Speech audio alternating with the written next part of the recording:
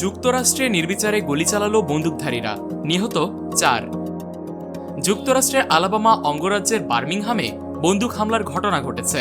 এই ঘটনায় কমপক্ষে 4 জন নিহত হয়েছেন, আহত হয়েছেন আরও অনেকে।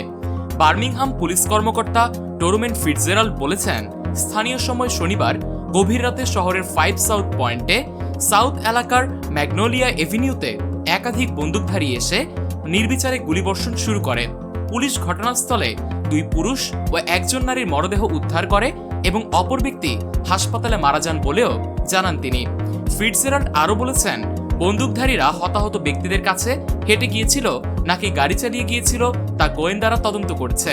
কোনো সন্দেহভাজনকে এখনও গ্রেফতার করা যায়নি। 5 পয়েন্ট সাউথ ডিস্ট্রিক্ট এলাকায় বহু মানুষ রাত্রিকালীন সময় কাটিয়ে থাকেন। আহতদের সম্পর্কে ফিটজেরাল্ড সাংবাদিকদের বলেন, আমাদের ওই এলাকা থেকে কয়েক ডজন মানুষ বন্দুকের গুলিতে আহত হয়েছেন।